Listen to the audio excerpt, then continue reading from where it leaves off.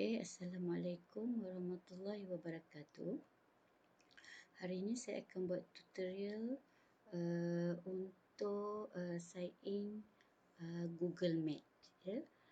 Google Meet ni sangatlah bergunalah, terutama musim COVID-19 ni. Ramai yang mencari alternatif untuk mengajar secara online.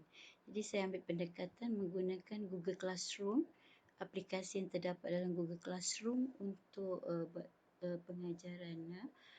Okey, pergi pada Google Chrome.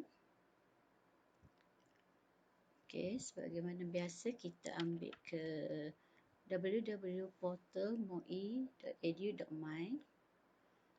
Kita log in. Okey, log masuk. Pilih akaun yang ada MUI.edu.my. Dan kita ambil menu guru. Okey, kita tengok dekat aplikasi. Kita tengok dekat Google.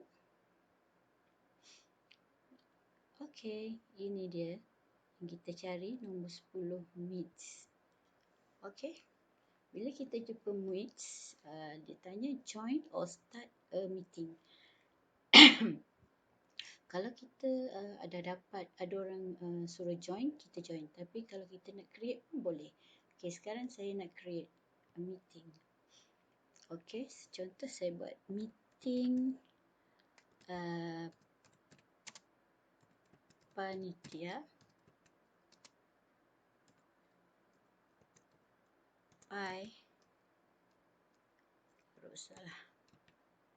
Pi kali kedua. Okey, saya continue. Bila kita continue, kita akan jumpa ni akan ada tajuk dia dah. Sorry, saya batuk sikit. Lepas tu kita join now. Okey, bila kita join now, dia akan ada dekat sini. Ambil ni. Ini adalah apa orang kata link dia. Ambil kod dia. Ambil sini, kita akan bagi pada kawan untuk join. Okey. Ataupun kita boleh add terus kawan kita. Okey. Kita masuk address email yang ada MOE ni di sini. Jadi kawan kita bila dia buka dia punya Google Meet, ada orang invite, dia boleh terus join. Okey. Itu lepas tu dekat sini dia ada juga present. Ni present it now. Kita nak share benda-benda dengan murid ataupun rakan semeeting kita, kita tekan share. Okey, tekan share. Saya ambil share window. Okey, share window yang saya nak share adalah sini ya. Sukatan pelajaran. Okey. Ni sukatan pelajaran tahun 4. Gitu. Saya pun share. Jadi kita pun boleh scroll, buat discuss sikit. Okey, dah habis share, kita stop. Kita stop sharing, maknanya orang sana dah tak nampak kita punya sharing. Okey, yang seterusnya ialah dari segi penggunaan kamera. Kalau kita tak nak orang tengok muka kita, kita off kamera. Dia keluar profile lah. Okey, kita on balik, boleh tengok video semasa lah. Kalau kita tak nak, kita off suara. Suara boleh off. Kita nak dengar je. Contoh ada pensyarah kat depan bagi lecture, kita dengar je. Kita off. Okey, itu adalah cara yang melalui Google Classroom. Okey.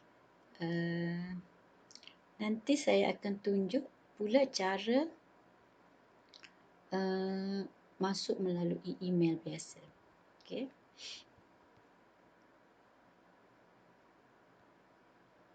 Melalui email biasa. Sebagaimana biasa, kita pergi ke Google. Kita pergi ke Gmail. Okey, ini adalah Gmail Google Classroom saya. Ambil di kotak ini. Di sini ada Meets. Okey. Join the Meet. Contoh meeting lagi. Meeting 2. Continue.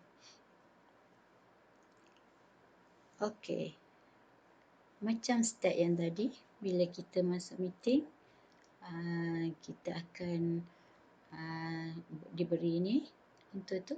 Tapi terpulang pada kawan-kawan semua, cikgu semua nak masuk ke mana, nak melalui Google Classroom ataupun terus ke email. Yang mana senanglah, terpulanglah kepada diri sendiri. Okey, saya rasa itu saja tutorial saya pada hari ini.